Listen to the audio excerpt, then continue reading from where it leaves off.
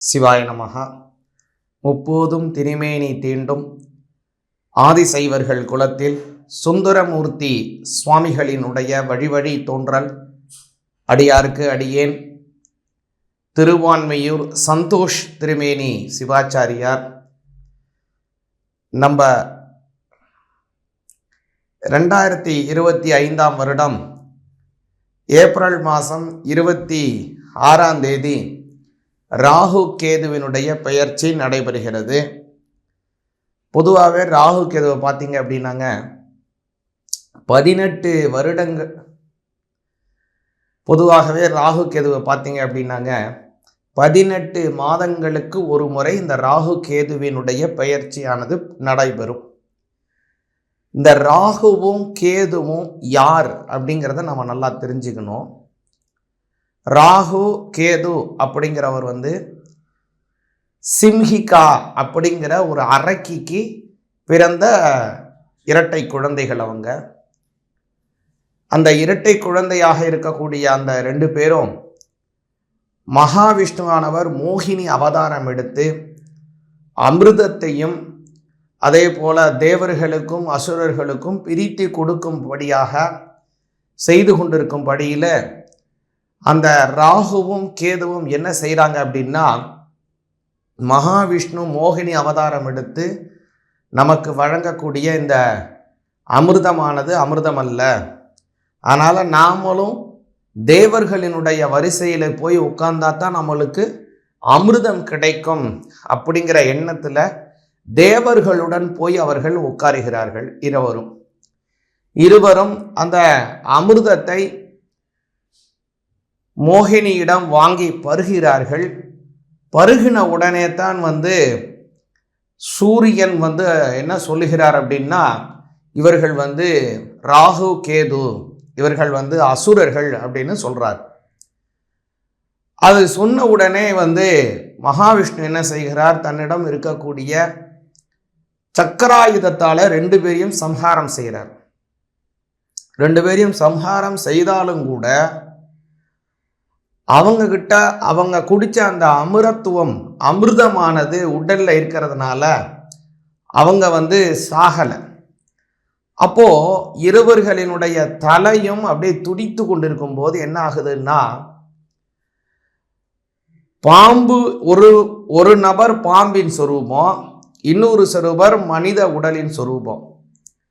அப்போ அந்த பாம்பு தலையானது மனித உடலில் ஒட்டுகிறது, மனித தலையானது பாம்பு உடலில் ஒட்டுகிறது. அப்படி துடிச்சுக்கிட்டு இருக்கும்போது மாறி ஒட்டிடுது, தலை மாறிடுது. அப்படி தலை மாறி ஒட்டும் போது என்ன ஆகுதுன்னா, அவர்கள் குடித்த அமிர்தமானது அவங்களுக்கு சாகா வரத்தை உண்டு பண்ணி மறுபடியும் அவர்களுக்கு புனர்ஜென்மத்தை வழங்குகிறது. அதனால தான் பார்த்தோம் அப்படின்னா, ராகுக்கு தலை இருக்கும், ஆனால் உடல் பார்த்தீங்க அப்படின்னா பாம்பு உடல் இருக்கும். கேதுவுக்கு பார்த்தோம்னா பாம்பு தலை இருக்கும், மனித உடல் இருக்கும்.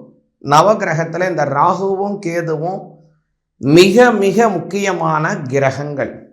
ஒவ்வொரு நாளுக்கும் இந்த மாதிரி கிரகத்தில் அந்த சூரியனுக்கும் ஒவ்வொரு நாள் இருக்கிற மாதிரி ராகுவுக்கும் கேதுவுக்கும் நாட்கள் இருக்கிறது. எப்படின்னா, அதில் வரக்கூடிய ராகு காலம் யமகண்டம் அப்படிங்கிறது தான் அவங்களுக்குள்ளான காலம். எப்படின்னு ராகு கேதுங்கிறது ஒரு முக்கியமான கிரகம். இப்போ இந்த ராகு கேதுவினுடைய பெயர்ச்சி ஏப்ரல் மாதம் 26 2025 அதுலேருந்து செப்டம்பர் மாதம் 9 செப்டம்பர் மாதம் 11 2026 வரைக்கும் ராகு கேது அதே இடத்துல இருந்து, கேது பகவான் சிம்மத்திலையும் ராகு பகவான் கும்பத்திலையும் இருந்து அனுக்கிரகம், அதனால் பலாபலன்கள் நமக்கு எப்படி கிடைக்குது அப்படிங்கிறத தெளிவாக பார்ப்போம். துலா ராசியாகிய உங்களுக்கு இந்த ராகு கேதுவினுடைய பெயர்ச்சி எப்படி ஒரு பலன்களை வழங்குகிறது அப்படிங்கிறத விரிவாக கேளுங்க. மொதல் விஷயம் என்ன அப்படின்னா, துலா ராசிக்கு இப்போ இந்த ஏப்ரல் மாதம் 26 2025 நடக்கக்கூடிய ராகு கேதுவினுடைய பெயர்ச்சி அப்படிங்கிறது 11க்கு வரக்கூடிய கேது. 5க்கு வரக்கூடிய ராகு, இந்த ராகு கேது பெயர்ச்சிகளினாலே எல்லாருக்குமே பார்த்தீங்கன்னா மற்ற எல்லா ராசிக்காரங்களுக்கும் ஒரு ப்ளஸ்ஸு ஒரு மைனஸ்ஸு, ஒரு கொஞ்சம் ப்ளஸ்ஸு கூட மைனஸ்ஸு கொஞ்சம் கம்மி, அல்லது மைனஸு கூட ப்ளஸ்ஸு கம்மி அப்படின்னு தான் இருக்குங்க எல்லாருக்கும். ஏன்னா முதல்ல ஒன்று பார்த்தீங்க அப்படின்னா ஒன்று 10ஆம் பாவத்துக்கு வந்துட்டாருன்னா இங்கே 4ஆம் பாவத்துக்கு வந்துடுவார். அதுமாரி ஒன்று நல்ல இடம் ஒன்று சரியில்லாத இடம், அல்லது சரி இது நல்ல இடம் அது சரியில்லாத இடம், அப்படி தான் மாறி மாறி வரும். அல்லது ரெண்டுமே சரியில்லாத இடம்னு உட்காந்துருக்கும். ஆனால் துலா ராசிக்கு மட்டும்தான் இந்த ராகு கேதுவினால் பல நன்மைகள் அடையவிருக்காங்க. அவங்களுக்கு தான் அதிகமான மார்க்கு இப்போ கிடைக்க போகுது. முதல் விஷயம், 5ஆம் பாவத்தில் ராகு, 11ல் கேது, லாப ஸ்தானத்திலே கேது, பூர்வ புண்ணிய பாக்கிய புத்திரஸ்தானத்திலே ராகு. இதுக்கு ரொம்ப நல்ல பலன் கிடைக்க போகுதுங்க உங்களுக்கு. துளாராசிக்கு முதல் விஷயம் என்ன, நல்ல ப்ளஸ் நிறையா அப்படிங்கிறத நல்லா கேளுங்க. 11ல் இருக்க கேது பார்த்தீங்கன்னா சொந்த ஊர், சொந்த நாடு, சொந்த இடத்தை விட்டு வெளியூர், வெளிநாடு வாழ்க்கை, நிறையா மொழி பேசக்கூடிய வேற்று மொழி பேசக்கூடியவங்கள்ட்ட நல்ல சகவாசம், அவங்களால உங்களுக்கு நல்ல பிரதியுபகாரம் அப்படின்னு நல்ல விஷயத்தை தராருங்க முதல் விஷயம். அப்புறம் முக்கியமானது என்ன கேட்டிங்கன்னா, துளாராசிக்காரங்களுக்கு அவங்களுக்கு அவங்களுடைய சூரிய தசை அப்படிங்கிறது பார்த்தீங்கன்னா ரொம்ப தள்ளி தான் வரும், உங்களுக்கு ரொம்ப தள்ளி தான் கிடைக்கும். துளாராசிக்காரங்களுக்கு பார்த்தீங்க அப்படின்னா ஒரு 50 வயசு 60 வயசில் தான் சூரிய தசைங்கிறதே வரும். ஆனால் துளாராசிக்கு சூரியர் காரகன் எதுக்கு, 11 கூடையவர். 11 கூடைய தசை 40 வயசு 50 வயசில் என்ன பிரயோஜனம் சொல்லுவாங்களே, இப்போ வந்தால் என்ன வரலன்னா என்ன அப்படின்னு கேட்பாங்க. அது மாதிரி அந்த சமயத்தில் என்னங்க பிரயோஜனங்கிற மாதிரி ஒரு 60 வயசு இவ்வளோ வந்தால் என்ன பிரயோஜனம், காலந்தள்ளி தான் வரும் பெரும்பாலும் பார்த்தீங்கன்னா துளாராசிக்காரங்களுக்கு சூரிய தசை. ஆனால் இப்போ கேதுவில் போகிறார் இல்லை, கேது சூரியனோட இடத்துல போகிறதுனால இந்த இடத்துல சூரியன் சாரத்தை வாங்குறாரு. அந்த சூரியனுடைய வீட்டில் இருக்கார். அதனுடைய நட்சத்திரம் உத்திர நட்சத்திரம், சூரியனுடைய நட்சத்திரத்தில் சுய சாரத்தில் அவர் மாறுறாருங்க. அப்போது சூரிய தசை உங்களுக்கு என்ன பலன் தருமோ, 11ஆம் பாவத்தில் என்ன ஆட்சி பலம் உங்களுக்கு வழங்குவாரோ அதை கேதுவே உங்களுக்கு செஞ்சிருவார். இந்த 1.5 வருஷத்தில் பார்த்தீங்கன்னா நெருக்கி உங்களுக்கு அமோகமான பல விஷயத்தை செஞ்சிருவார். அப்புறம் 5ஆம் பாவத்தில் இருக்கக்கூடிய ராகு, ரொம்ப நாளாக கல்யாணமாகி குழந்தை இல்லாமல் இருக்கிறவங்க வீட்டில் அப்படியே தவழ்ந்து குழந்தை சத்தத்துடன் அவங்க வீடு பூரா குழந்தைங்க தவழக்கூடிய ஒரு நல்ல அமைப்பை உருவாக்குவார். குழந்தை பாக்கியத்தை கொடுத்துருவார். இவங்க வீட்டில் அப்படியே குழந்தை சத்தம் இப்போ கேட்க போகுது, அப்படியான சூழ்நிலையை அவர் உருவாக்கிடுவார். அதே மாதிரி பார்த்தீங்க அப்படின்னா அவருடைய பார்வை உங்களுடைய சப்தமத்தை பார்க்கிறது.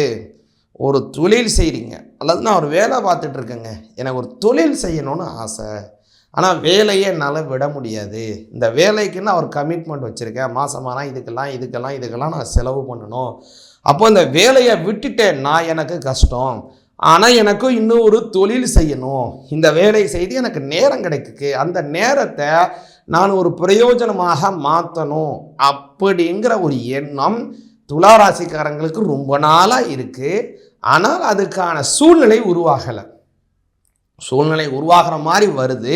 ஏதோ ஒன்று செய்கிறீங்க, பணம் வந்தாலும் மருத்துவ செலவுகள் ஆகி போகுது, தேவையற்ற விரய செலவுகள் ஆகி போகுது. இப்படிலாம் வரக்கூடிய அமைப்பில் இந்த காலத்தில் ராகுவினுடைய சாரமும் கேதுவினுடைய சாரமும் 7ஆம் பாவத்தை ராகு பார்க்கறதுனால பார்ட் டைம் ஜாப் அல்லது பார்ட் டைம் பிஸ்னஸ் அமோக வளர்ச்சியாக போதுங்க. உங்களுக்கு டப்பான்னு உங்களுடைய மாற்று தொழில், உங்களோட வேலை இல்லாமல் செய்யக்கூடிய இன்னொரு தொழில் திடீர்னு பூமாக போகுது. அதனால் உங்களுக்கு நல்ல லாபங்கள் கைகூட போகுது. அப்புறம் அவருடைய 11ஆம் பார்வையாக ராகு பகவான் 3ஆம் பாவத்தை பார்க்குறாரு. அதனால் சகோதரிடம் கொஞ்சம் கருத்து வேறுபாடு ஏற்பட வாய்ப்பு இருக்குது. அதனால் உங்களுடைய அண்ணன் தம்பி அக்கா தங்கைகிட்டலாம் கொஞ்சம் கவனமாக பேச்சுவார்த்தையில் கவனமாக இருக்கணும் துளாராசிக்காரங்க. அப்புறம் கேதுவினுடைய சாரம் பார்த்தீங்கன்னா 3ஆம் பார்வையாக உங்களை தான் பார்க்குறாரு. மணி மந்திர ஔஷதகாரகன், அதே மாதிரி ஞான மோட்சகாரகன் உங்களை பார்க்கறதுனால அதனால் ஞானமாக செய்ய போகிறீங்க. இதுவரை உங்களுக்கு ஏதாவது தீய பழக்கம் இருக்குது, அல்லது கெடுவான உங்களோட சகவாசம் இருக்குது, அல்லது இவன்கிட்டேருந்து கொஞ்சம் விலகி இருந்தால் நம்மளுக்கே நல்லதுன்னு தெரியுது, இவனோட நம்ம சேராமல் இருக்கவே முடியலன்னு நினைக்கக்கூடிய சூழ்நிலை இருந்தால் அதை எல்லாத்தையும் என்ன பண்ண போகிறாரு, கேது பார்க்கறதுனால எல்லாத்தையும் உங்களுக்கு மாற்றிடுவார். அதனால் துளாராசிக்காரங்களுக்கு நல்ல வளர்ச்சிகள், நல்ல சகவாசங்கள், நல்ல பழக்கங்கள் ஏற்படும். அப்புறம் முக்கியமானது, நீங்கள் ரொம்ப கவனிக்க வேண்டிய ஒரு விஷயம், கவனமாக இருக்க வேண்டிய விஷயம் என்னன்னா, வீட்டிலே உங்களுடைய தந்தையார் வகையில் உடல் ஆரோக்கியத்தில் கவனமாக இருக்கணும். ஏன்னா 10ஆம் இடத்தை பார்க்குறார், கர்மஸ்தானத்தை பார்க்கறதுனால தாய் தந்தையரனுடைய ஆரோக்கியத்தில் மிக கவனமாக துளாராசிக்காரங்க இருக்கணும். முக்கியமாக துளாராசிக்காரங்க குலதெய்வ வழிபாடு, மகாலட்சுமி வழிபாடு மிக மிக அவசியம். இதை செஞ்சு வந்தாங்கன்னா குடும்பத்தில் நல்லது நடக்கும். தீர்காயுளுடன் சகல சம்பத்துகளுடன் எல்லாரும் இன்புற்று இருப்பாங்க துளாராசிக்காரங்களுடைய இல்லத்தில். அதனால் துளாராசிக்காரங்க இது மாதிரி செய்யுங்க, நல்ல சுபிட்ச பலன்களை பெறுங்கள். சிவாய நமக.